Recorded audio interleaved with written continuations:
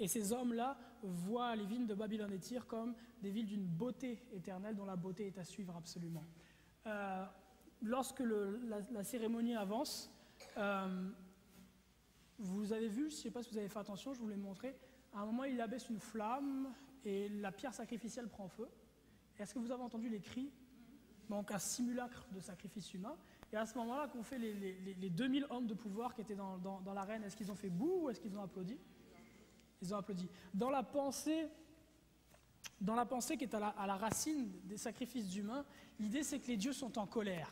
L'idée c'est que les dieux ont soif, ils ont soif de sang d'hommes, et c'est la raison pour laquelle il y a des problèmes. C'est la raison pour laquelle dans l'Antiquité on va dire qu'il n'y a pas d'eau, qu'il n'y a pas de pluie. C'est la raison pour laquelle les récoltes sont mauvaises. Donc ce qui se passe c'est que lorsqu'on assouvit la colère des dieux et qu'on leur sacrifie un être humain, tout va repartir. On va avoir des récoltes, on va avoir de la pluie. Si on a une entreprise, l'entreprise va fonctionner, toutes ces choses-là. Donc, durant le milieu de l'été, à la Midsummer Hijinks, quand ce sacrifice humain-là est opéré, ce qui serait certainement plus un simulacre qu'un vrai sacrifice, quoi qu'ils font concrètement des sacrifices humains, mais dans des groupes plus restreints, quand ce simulacre-là est opéré, tous les problèmes de l'année s'en vont avec. Tous les problèmes s'en vont avec. Les dieux ont été assouvis, Lucifer est assouvi, il a eu le sang dont il avait besoin, et désormais on est libre. Donc la raison pour laquelle il y a ces applaudissements. Et c'est quand même assez perturbant de penser que les hommes qui dirigent ce monde, les hommes les plus puissants de cette terre qui sont réunis là-bas, ce à quoi ils applaudissent, c'est au sacrifice d'hommes. Ce qu'ils adorent et ce qu'ils louent, c'est un animal qui est une représentation de Lucifer. Et ce sont eux qui prennent les décisions sur terre présentement. Ce sont eux qui dirigent les plus grands pays et les plus grandes corporations.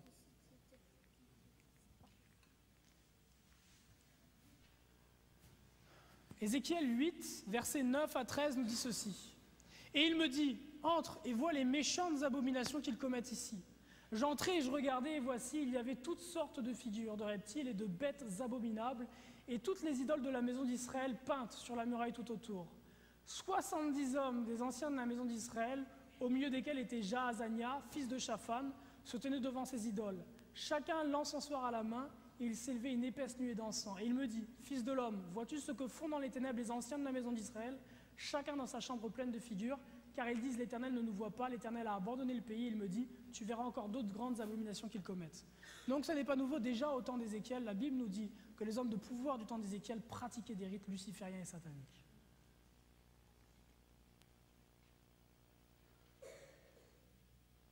Alors nous ne parlerons pas des chevaliers de Colomb, qui est un autre ordre catholique romain très important au niveau de la politique. Nous ne parlerons pas de l'Opus Dei. Nous ne parlons pas de la commission trilatérale, du CFR, du Bilderberg Group, du Club de Rome, des Nations Unies. Ils sont d'autres institutions utilisées par le Vatican pour diriger le monde et amener ce nouvel ordre mondial. Le but en fait des présentations n'est pas de rentrer dans le détail là-dessus. Le but des présentations, ce que je souhaite, c'est d'arriver à parler des cultures modernes parce que ce sont elles qui vous touchent, jeunes et moins jeunes au quotidien.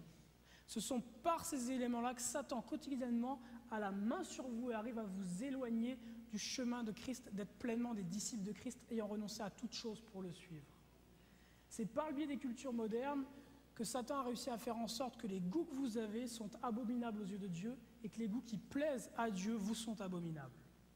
Et c'est ça que je vais arriver à vous présenter, donc on ne rentrera pas dans le détail sur tous ces éléments-là.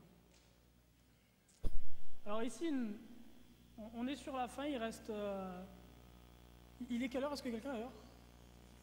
18h, donc il reste 5 minutes, là c'est fini. On va regarder une courte interview de George W. Bush, que je traduirai après.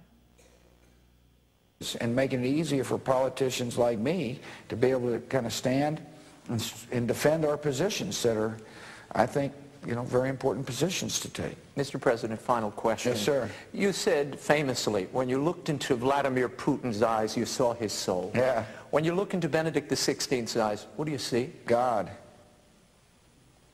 Good way to end the interview. Thank you, sir. Thank you, sir. My pleasure. Yes, sir. Thank you. Là, la question que pose le présentateur de EWTN, qui est un grand réseau catholique en Amérique du Nord, à George Bush, c'est, vous avez dit, et c'est fameux, c'est très connu, que lorsque vous avez regardé dans les yeux de Vladimir Poutine, vous avez vu son âme. Et là, George Bush dit, oui, c'est vrai, c'est ce que j'ai dit. Et là, l'intervieweur lui pose la question, et lorsque vous regardez dans les yeux de Benoît XVI, ce que voyez-vous? Et là, George Bush répond, Dieu. Donc, la conclusion de tout ce qu'on a vu tout à l'heure, c'est que toutes ces institutions-là, les Illuminati, dans lesquelles sont les hommes les plus puissants de cette terre, sont au service des jésuites, et derrière les jésuites, c'est le Vatican qui dirige ces choses-là. Qui dirige le monde aujourd'hui et axe toute chose, c'est le Vatican, concrètement, pour créer un nouvel ordre mondial et détruire le mouvement de protestantisme, on le disait tout à l'heure. Et quel est le fondement du protestantisme? Sola scriptura, le fait de prendre la Bible, l'écriture comme seule autorité.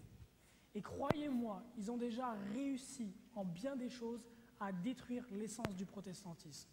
En ce que l'Église chrétienne d'aujourd'hui, adventiste, baptiste, pentecôtiste, tout ce que vous voulez, est très très loin de l'enseignement des Écritures, extrêmement loin.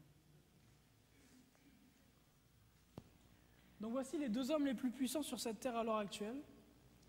Vous avez d'une part Joseph Ratzinger, Benoît XVI, qui est représenté ici, qu'on appelle le pape blanc. Et à côté de lui, vous avez un homme que vous n'avez certainement jamais vu, qu'on appelle le pape noir, Adolfo Nicolas, qui est le général des jésuites. C'est lui qui dirige non seulement les confréries Illuminati, mais c'est aussi lui qui dirige la franc-maçonnerie internationale. Ça, c'est ce qu'on verra demain. Ésaïe 28, verset 18, nous parle de ces hommes et de ces femmes qui ont fait un pacte avec les ténèbres. Et voilà ce que Dieu dit de ces hommes-là. Votre pacte avec la mort sera effacé. Votre accord avec le Sheol ne se lèvera pas. Le fléau inondant, quand il passera, vous serez piétinés par lui. Ces hommes et ces femmes, Dieu leur promet une mort certaine. Ils n'auront pas la victoire. Il paraîtra pour un temps qu'eux. Mais au final, c'est Christ qui aura la victoire. C'est son royaume qui sera éternel. Alors la prochaine présentation est celle-ci. On verra comment, donc, on a vu aujourd'hui comment le Vatican a créé les jésuites, et on va voir en fait qu'au bout d'un certain temps, les jésuites ayant rétabli l'Inquisition vont se rendre compte que la persécution physique des protestants ne suffit pas pour leur faire abandonner leur foi dans les Écritures. Ce qu'ils vont faire, c'est que pour détruire le protestantisme, au lieu de chercher à détruire physiquement en persécutant et assassinant les protestants, ils vont chercher à détruire la chose de façon spirituelle. Parce que le protestantisme est un mouvement qui est avant tout spirituel. Et ce que vont faire les jésuites, c'est qu'ils vont créer un ordre, nous le verrons demain, la franc-maçonnerie, en Angleterre, dans un pays catholique, au début du XVIIIe siècle, et qu'au travers de la franc-maçonnerie, ils vont intégrer dans tout un tas de doctrines, dans lesquelles un grand nombre de protestants en Angleterre vont rentrer, donc vont quitter le protestantisme pour devenir francs-maçons, et par la suite, à travers la franc-maçonnerie, le Vatican va créer la grande majorité des sectes qui sont nées dans les 2 derniers siècles. Donnez-moi le nom d'une secte, par exemple. La scientologie, on verra que la scientologie a été créée par la franc-maçonnerie et donc le Vatican derrière. On parlera des témoins de Jéhovah, la tour de garde des témoins de Jéhovah. On parlera de Charles Taze Russell, le fondateur de la tour de garde des témoins de Jéhovah, franc-maçon de 33e degré. Vous connaissez les Mormons? On verra que l'église de Jésus-Christ des Saints des Derniers Jours des Mormons a été fondée par un franc-maçon de 33e degré, Joseph Smith. Donc lui aussi, pour le Vatican. On parlera donc de la scientologie. On verra que le fondateur de la scientologie, Lafayette Ron-Hubbard, qui a écrit le livre Dianétique extrêmement vendu dans le monde, a été formé par un Pygmalion qui s'appelait Aleister Crowley, qu'Aleister Crowley était franc-maçon de 33e degré, au service du Vatican donc. On parlera du New Age, le New Age qui a donné naissance à ce qu'on appelle le postmodernisme, la pensée postmoderne, qui est aujourd'hui la plus répandue parmi la jeunesse, à savoir, je peux résumer ça ainsi, écoute, si c'est ce que tu files bon pour toi, c'est que c'est bon alors. Puis il n'y a pas de vérité. Il y a un peu de vrai dans l'islam, un peu de vrai ici, un peu de vrai là-dedans. Ça, c'est la pensée postmoderne, ok? Et cette pensée-là vient du mouvement New Age. C'est une pensée qui est totalement satanique, luciférienne. À l'origine du New Age, on verra que là encore, on a la franc-maçonnerie. On parlera de la religion la plus répandue en Occident, l'évolutionnisme. Et on verra qu'à la racine du renouveau de l'évolutionnisme, parce que c'est une pensée qui est très ancienne, qui date de l'Antiquité, mais on verra qu'à la racine de cette religion-là, puisque c'est une religion concrètement, on a là encore la franc-maçonnerie, et que c'est le grand-père de Charles Darwin, Erasmus Darwin, qui est un franc-maçon puissant, qui a remis au goût du jour cette religion-là, cette doctrine en Angleterre.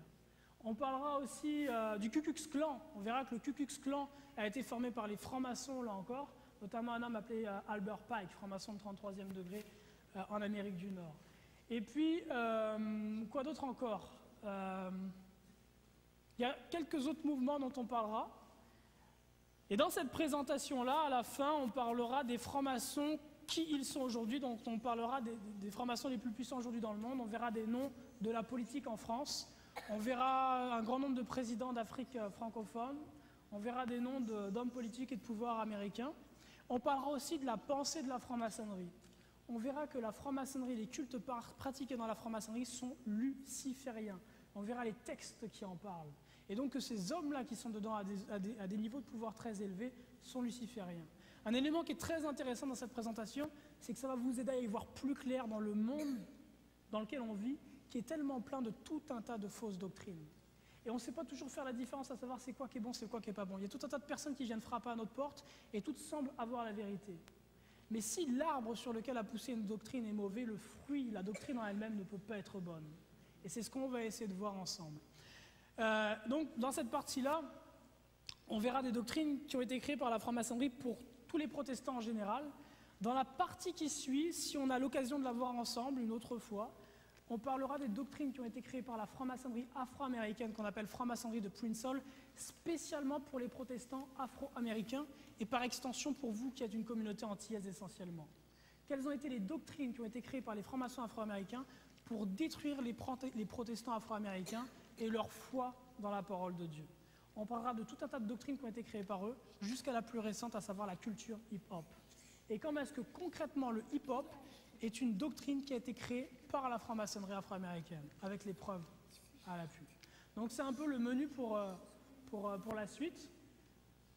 Je vous laisse aujourd'hui avec une courte vidéo qu'on appelle un sermon jam. C'est un court sermon de 2-3 minutes qui axe sur l'essentiel, à savoir que s'il y a tout ça qui se passe présentement dans le monde, c'est pour vous éloigner d'une chose. Et pas une chose en fait de vous éloigner d'un homme, Christ. L'homme Christ, le Seigneur Jésus, Dieu dans la chair. Tout est fait sur cette terre pour vous éloigner de lui. Et je veux finir cette présentation par une vidéo d'un prédicateur, un grand prédicateur, Southern Baptiste, qui s'appelle Paul Washer, et qui va vous parler de l'importance de vous accrocher à Jésus et au message de l'Évangile. No one has ever been able to bear the preaching of the gospel. They will either turn against it with the fierceness of an animal or they will be converted. Throw yourself upon Christ. Trust in Him. Trust in Him.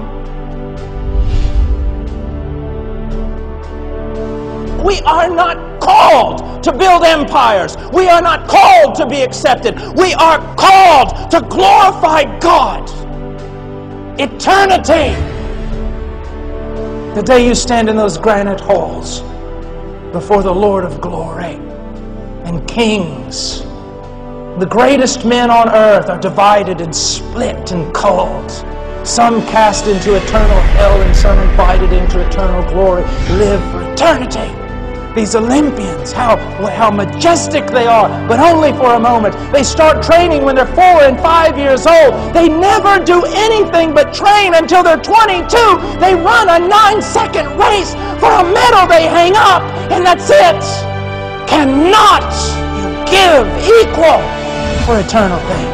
There is one there who is infinite in glory, and you will spend an eternity of eternities tracking Him down, and you will never get your arms even around the foothill of His mountain. I can't live like this anymore. I can't live just reading books. I can't live just reading about revivals and about people who knew somebody who knew somebody who knew somebody who knew you. So many different things you want to know and do, and all the books. Get out a book on God. This one. For it is for this we labor and strive, because we fixed our hope on the living God. This is not some martyr thing in which we uselessly give our lives to nothing only to be pulverized without hope. No! We serve God, and God will honor us. We have fixed our hope on that, and that gives us strength. Strength. Oh, this life is a vapor. I'm 47, but yesterday I was 21. Where did it all go? It is a vapor. While you have strength, preach. I praise God that in His providence as a young man, I spent myself in the Andes Mountains and in the jungles of Peru, doing what I no longer have the strength to do. While you are a young man, while there is strength in you, labor with all your might. Take those stupid video games of yours and crush them under your feet. Throw the TV out the window. You were made for greater things than these. If you're a child of the King, nothing on this earth can satisfy. Nothing. I want the power of God on my life, then something's got to go. I want to know Him, then some separation has to occur. Anything it takes, you have to literally be before the Lord. Lord, anything it takes. Anything it takes.